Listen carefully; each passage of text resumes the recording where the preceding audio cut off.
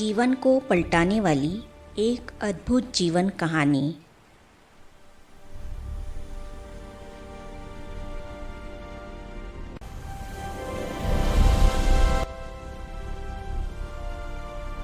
इस पुस्तक में आज हम पढ़ेंगे मृत्यु दशा का साक्षात्कार। इस विषय पर दादा की लौकिक पुत्रवधू ब्रह्मा कुमारी ब्रिजेंद्र जी अपने अनुभव इस प्रकार कहती है। हाँ, तो मैं काका मूलचंद की बीमारी की बात कर रही थी। दादा के पहुंचने से पहले ही काका मूलचंद ने शरीर छोड़ दिया था। उनकी मृत्यु के बाद एक दिन दादा उनकी कोठी पर एकांत में बैठे थे। वहाँ उन्हें काका मूलचंद की मृत्यु दशा का साक्षात्कार हुआ। उन्हें दिखाई दिया कि आत्मा मस्तक से अलग होती गई।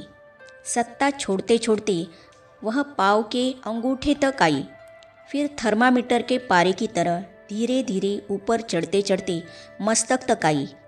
इस प्रकार उन्हें मृत्यु दशा का साक्षात्कार हुआ। काका मूलचंद की मृत्यु दशा के साक्षात्कार के लगभग एक सप्ताह के अंदर दादा को एक और साक्षात्कार हुआ। दादा ने देखा कि विष्णु उनके सामने प्रकट होकर कह रहे हैं, अहम चतुर्भुज ततत्वम। फिर श्री कृष्ण, जगन्नाथ जी, बद्रीनाथ जी और केदारनाथ जी बारी बारी आए और उन सभी ने भी ऐसे ही कहा।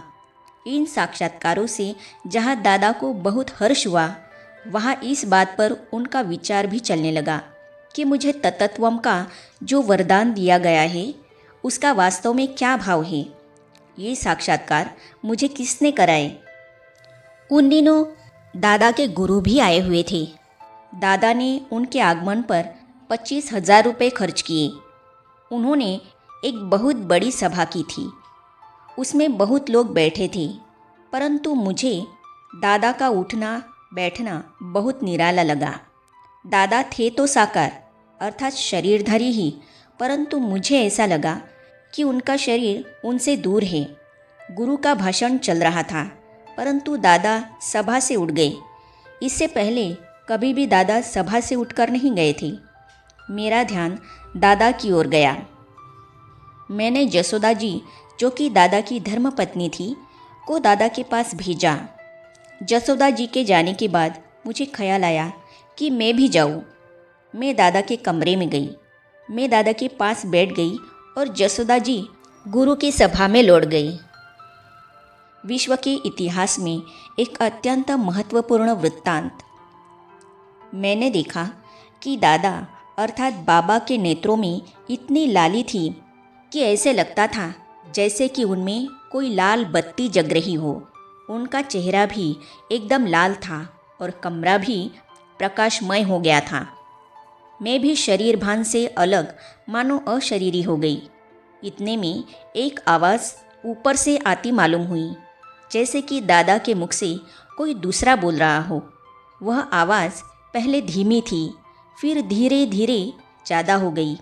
आवाज़ यह थी, निजानंद स्वरूपम शिवोहम शिवोहम, ज्ञान स्वरूपम शिवोहम शिवोहम, प्रकाश स्वरूपम शिवोहम शिवोहम। फिर दादा के नयन बंद हो गए। मुझे आज तक न वह अद्भुत दृश्य भूलता है, न वह आवाज़ ही भुलाई जा सकती है। वह वातावरण भी अविस्मरणीय है और उस समय की वह अशरीरी अवस्था भी मुझे अच्छी तरह याद है। दादा के नयन खुले तो वे ऊपर नीचे कमरे में चारों ओर आश्चर्य से देखने लगे। उन्होंने जो कुछ देखा था उसकी स्मृति में वे लवलीन थे। मैंने पूछा, बाबा आप क्या देख रहे हैं? बाबा बोले, कौन था? एक लाइट थी, कोई माइट शक्ति थी, कोई नई दुनिया थी। उसके बहुत ही दूर ऊपर सितारों की तरह कोई थे, और जब वे स्टार नीचे आते थे तो कोई राजकुमार बन जाता था तो कोई राजकुमारी बन जाती थी।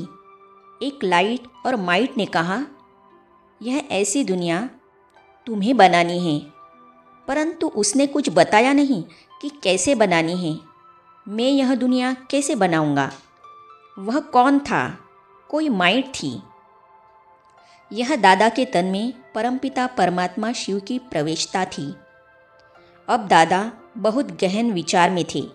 वे गहरी सोच करते और कहते थे, वह कौन था, वह कौन सी शक्ति है जो मुझे ऐसे ज्ञान युक्त दिव्य साक्षात्कार कराती है, और इनके पीछे रहस्य क्या है।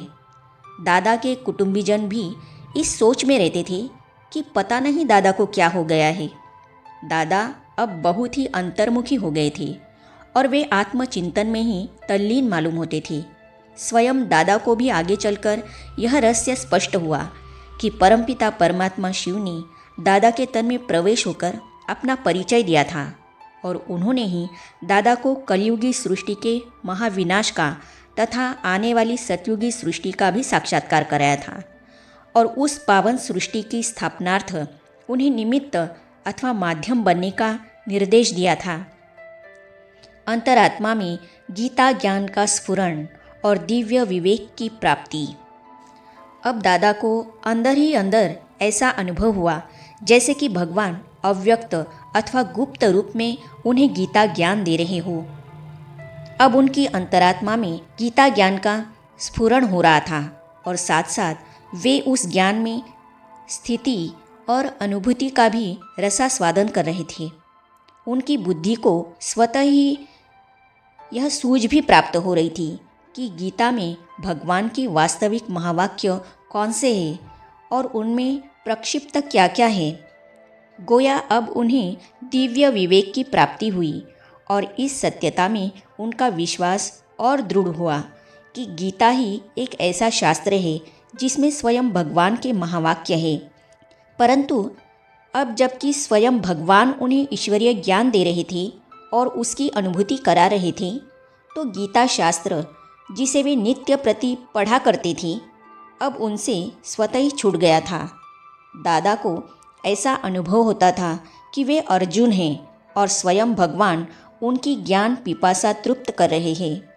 अब भगवान स्वयं भक्तों की आशा पूर्ण करने के लिए और गीता में दिया हुआ अपना वचन निभाने के लिए फिर से गुप्त वेश में आए हैं। दादा को अब यह निश्चय हो गया कि मैं यह देह नहीं हूँ, मैं एक अविनाशी आत्मा हूँ, यह शरीर विनाशी है। उन्हें ऐसा लगा कि अब उन्हें स्वरूप की सही पहचान मिली है और कुछ वर्षों के बाद कलयुगी पुरानी सृष्टि का महाविनाश होगा।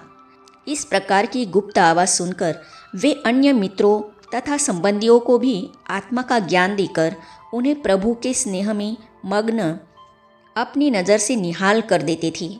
वे स्वयं भी आत्मानुभूति के मस्ती में रहते थे और अन्य सभी को भी कहते थे कि तुम आत्मा हो। अब उन्होंने लिखना शुरू किया कि मैं आत्मा हूँ, जसोदा आत्मा है, राधिका आत्मा है। इस प्रकार लिख लिख कर वे कुटुंब के सभी सदस्यों को आत्मा का पाठ पक्की तरह याद कराते थे। अब उनके संपर्क में आने वाले हर एक नर नारी को ऐसा अनुभव होने लगा जैसे कि उनके जीवन की ज्योति अब जग गई हो। हर एक को एक दूसरे से ज्योति का साक्षात्कार होने लगा, जिसके फलस्वरूप सबको आत्मनिश्चय के साथ परम शांति का भी अनुभव होने लगा। उनके मन में विकारों के प्रति घृणा पैदा होने लगी और उनका खानपान भी शुद्ध हो गया। परमपिता परमात्मा शिव ने दादा के तन में प्रवेश करके अब नर नारी के खानपान, व्यवहार, दृष्टि, वृत्ति आदि को शुद्ध किया और उनकी शिक्षा की व्यवस्था भी की। उन्होंने सबको पितृवत स्नेह भी दिया और उन्हें जीवन को श्रेष्ठ बनाने के लिए नियम भी बताए। फिर क्या हुआ, यह आगे पढ़िए। संपादक। तो इन अनुभवों को हम पढ़ेंगे अगली कड़ी में। तो ये जानने और पढ़ने के लिए इस चैनल को सब्सक्राइब करने के साथ साथ साइड में जो बेल आइकॉन है उसे भी क्लिक कीजिए, ताकि आने वाली सभी वीडियो और अब तक की सारी वीडियो आप तक पहुंचती रहेगी। ओम शांति।